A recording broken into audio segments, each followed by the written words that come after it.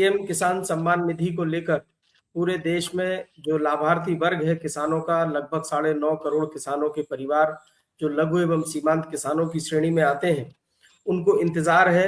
अब अपनी 22वीं किस्त के साथ साथ उस घोषणा का, जिसमें इस योजना के तहत दी जाने वाली राशि में इजाफा होना है। और ये लंबे समय से एक तरह से अगर हम कहें कि प्रतीक्षित है, इंतजार जो है वो हो रहा है। ऐसा माना जा रहा है कि सरकार इस दिशा में कोई एक कारगर कदम उठा सकती है। और अब चूंकि बहुत लंबा वक्त नहीं है, कुछ ही दिनों में बजट पेश होगा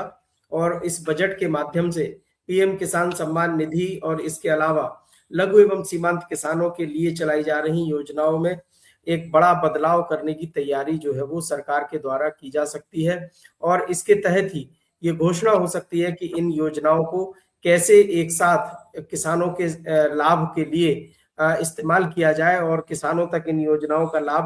पहुंचाना सुनिश्चित हो सके। तो इसमें पीएम किसान सम्मान निधि का जो अब तक का ये एक सफल प्रयोग रहा है कि पूरी की पूरी लाभांश की जो राशि है वो किसानों तक पहुंचती है। और इसमें किसी तरह की कोई गड़बड़ी,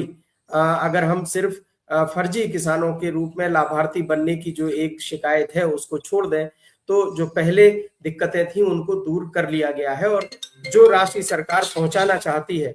उस राशि को किसानों तक पहुंचाया जाता है। तो अब सरकार इसको और बड़े फलक पर ले जाने की तैयारी कर रही है। लघु एवं सीमांत किसानों से आगे जाकर जो किसान 2 हेक्टेयर तक के दायरे से बाहर है, यानी 2 हेक्टेयर से कम जमीन के जो मालिक किसान हैं, उनके अलावा इन किसानों को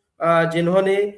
इस दिशा में काम किया है और वे किसान जो 2 हेक्टेयर से थोड़ा सा अधिक जमीन रखते हैं, ऐसे किसानों के लिए भी सरकार जो है इस दिशा में सोच रही है कि क्यों ना हम इनको भी इसी तरह की स्कीम्स में लाकर, और जो मध्यम दर्जे के या लघु से थोड़ा सा ऊपर वर्ग के किसान हैं उनको भी कुछ लाभ दिया जाए। तो इसी दिशा में काम किया गया है। अभी हाल ही में शिवराज सिंह चौहान जो कृषि मंत्री हैं, उन्होंने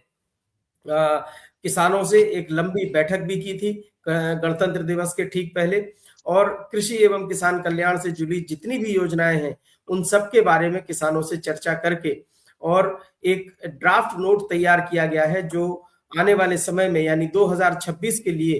पूरे देश में किसानों के हित में लागू किया जाना है। ये एक चूंकि सरकार की तरफ से एक बड़ी पहल हुई है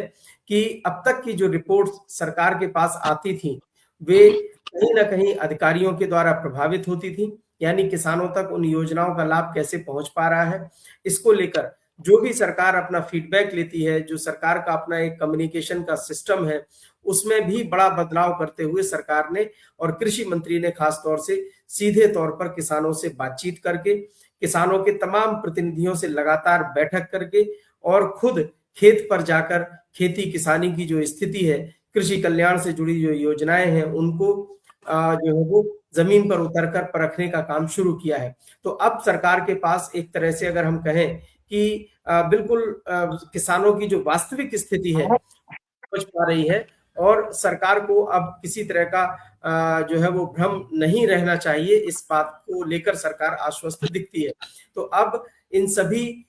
योजनाओं को, जिसमें पीएम किसान सम्मान निधि को एक तरह से फ्लैगशिप स्कीम के तौर पर पेश करते हुए दूसरी अन्य योजनाओं को भी जो मध्यम दर्जे के किसान हैं उनके लिए और छोटे किसानों के लिए भी दूसरी अन्य योजनाएं और खासतौर से पीएम किसान सम्मान निधि को आगे बढ़ाने का एक उपक्रम शुरू हुआ है। इंतजार है कि बजट में क्या कुछ घोषणा होती है। बजट के आधार पर ही पूरी भविष्य की कार्य प्रणाली जो है वो तय होगी, कार्यक्रमों की रूपरेखा तय होगी और उसके बाद फिर जो है इन्हें लागू किया जाएगा। ये देखना होगा कि बजट में किस तरह से कृषि मंत्री के सुझावों को वित्त मंत्री ने स्वीकार किया है और जो प्रस्ताव कृषि मंत्रालय एवं ग्रामीण एवं विकास मंत्रालय की तरफ से वित्त मंत्रालय को भेजे गए थे बजट के मद्देनजर, उन पर कितना कुछ अमल किया गया है, इसे ध्यान में रखते हुए यानी बजट के बाद ही तत्काल बाद जो है फिर